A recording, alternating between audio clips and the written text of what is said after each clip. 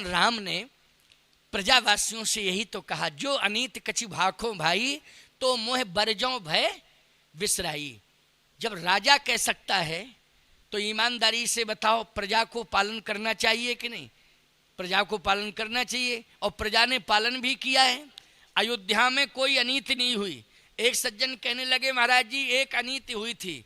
अयोध्या का एक रजक था, उसने सीता जी को वन भिजवा दिया, और राम जी ने सोचा नहीं, वन भेज दिया।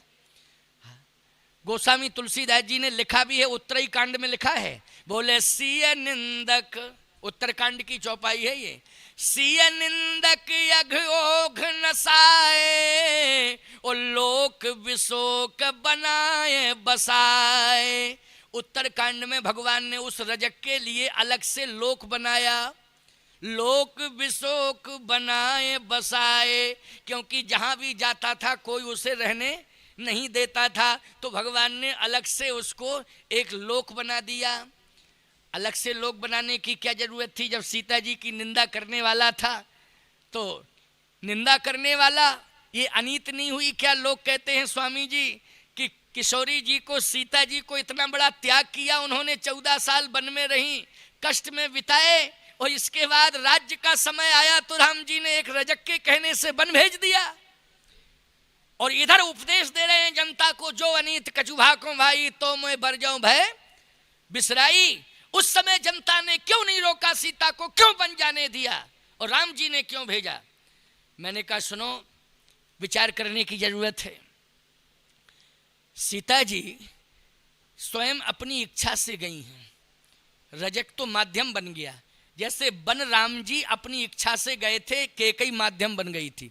क्यों भाई? केकई माध्यम बन गई थी, कलंक केकई ने लिया, लेकिन बोलो इच्छा से, अपनी इच्छा से गए राम जी, बन के नहीं गए।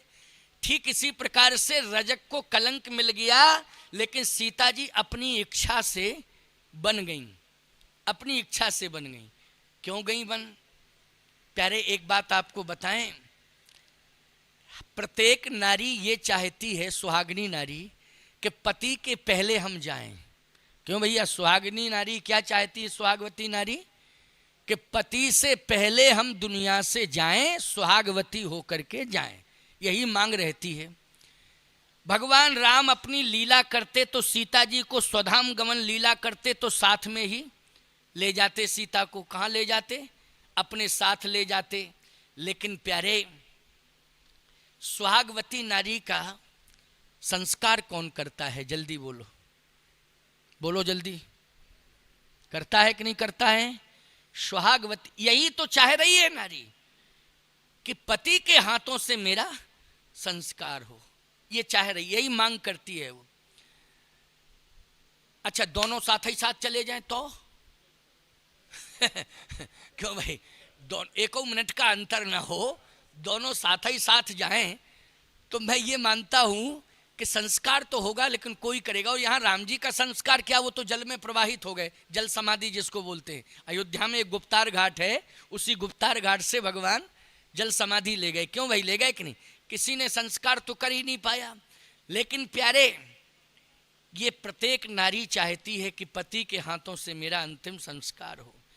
पति ने ही मेरी मांग में सिंदूर भरा अपने हाथों से, और यदि मैं चिता में लेटूं और मुझे अग्नि संस्कार किया जाए तो पति के हाथ जरूर हों, उसमें सहयोग में जरूर हों, पति के हाथों से ही मेरे शरीर का अंतिम संस्कार हो, ऐसा पत्नी चाहती है।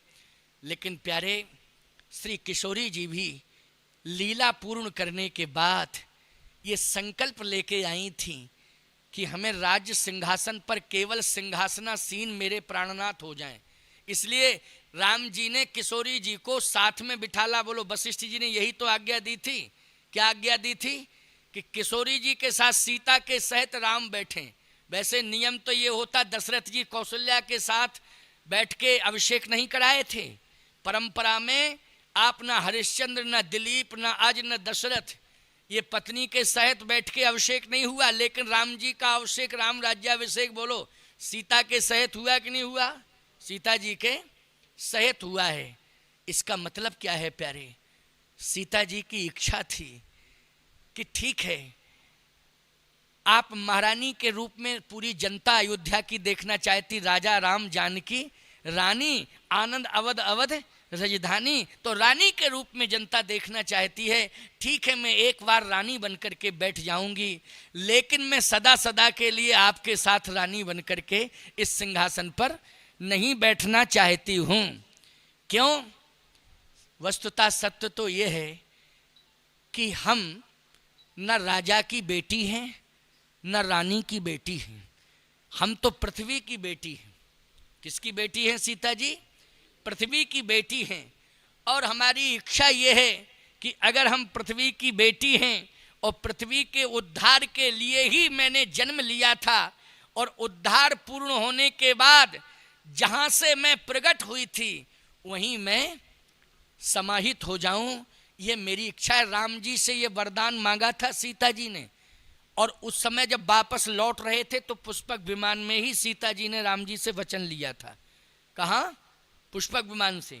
क्योंकि सीता जी तो अग्नि परीक्षा जब हुई थी उस समय सीता जी अग्नि परीक्षा में पास हो गई, लेकिन सीता जी ने कहा अग्नि संस्कार करने के बाद फिर दोबारा जन्म होता है कि नहीं? लेकिन मैं अग्नि संस्कार के बाद भी जीवित इसलिए रही हूं कि ताकि दुनिया ये समझ जाए कि सीता अग्नि परीक्षा में उत्तीर्ण हो गई। लेकिन नियम तो ये है कि अग्नि संस्कार जब होता है, और अग्नि में आपने मुझे प्रवेश कराया था, पहले भी प्रवेश कराया था और निकाला भी है, तो अग्नि से निकाला है। तो अग्नि में एक बार जिसको प्रवेश दिया जाता है उसका पुनर्जन्म होता है। बोलो, होता है ना पुनर्जन्म?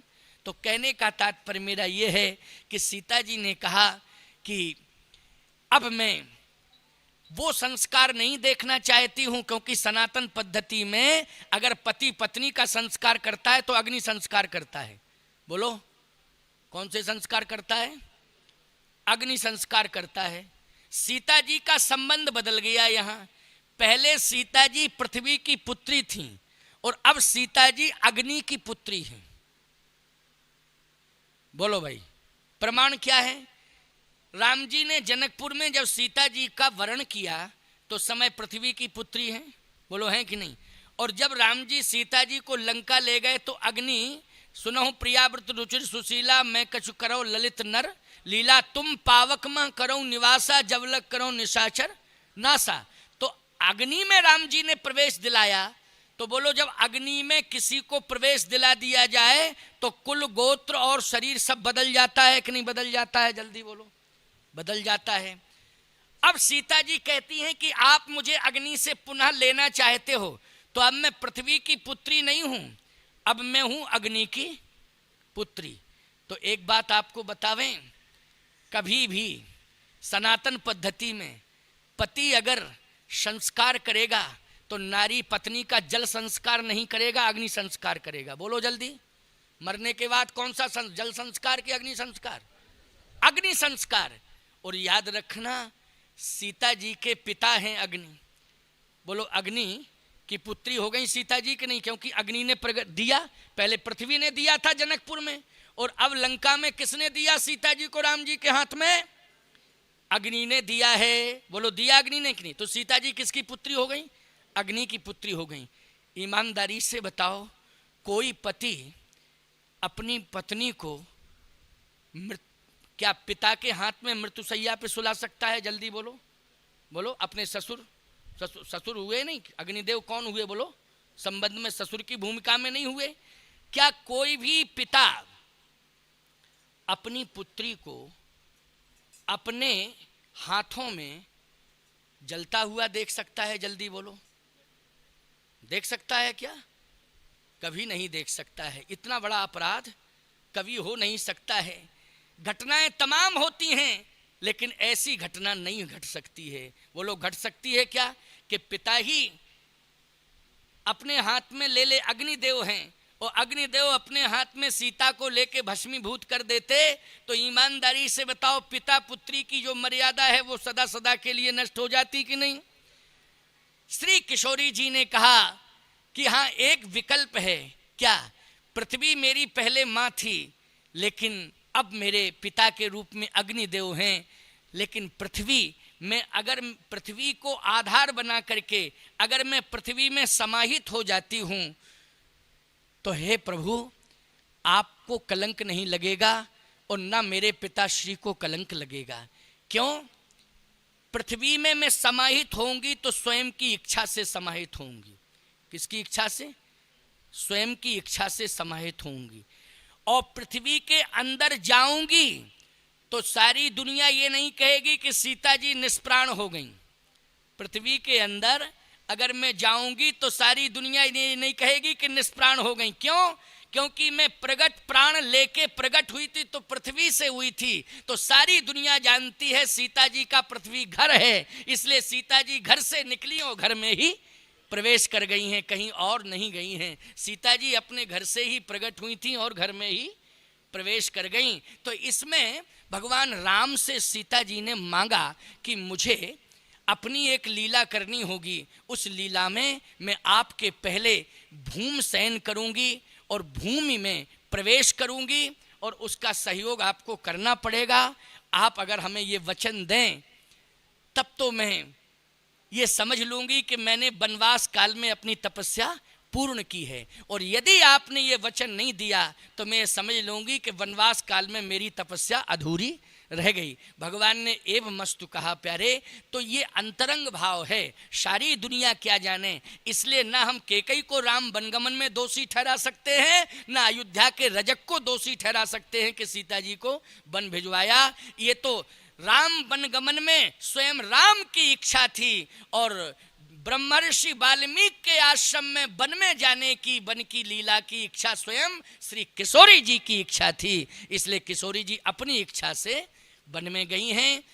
भगवान राम के ने संकल्प लिया कि अगर धोबी के प्रति किसी ने बगावत की तो समझ लेना वो अच्छा नहीं होगा। याद रखना, केकई के लिए भी कहा था, दोष दे जननी जड़ते जिन गुरु साधु सभा नहीं सेई। ऐसे ही भगवान राम ने उत्तरकांड में ये कहा है, अयोध्या वासियों इस रजक को दोषी मत ठहराना, इस रजक का कहीं कोई दोष नहीं है। लोगों ने कहा महाराज यहाँ नहीं तो वहाँ तो ऐसे कोई जगह नहीं देगा। कहाँ? बोले परलोक में। भगवान बोले परलोक जाए, दुनिया कहीं भी चला जाए, परलोक दुनिया कहीं चली जाए, लेकिन मैं इस रजक को स्पेशल लोक बना करके दूंगा। और बोलो भगवान ने स्पेशल लोक बना के दिया कि नहीं दिया?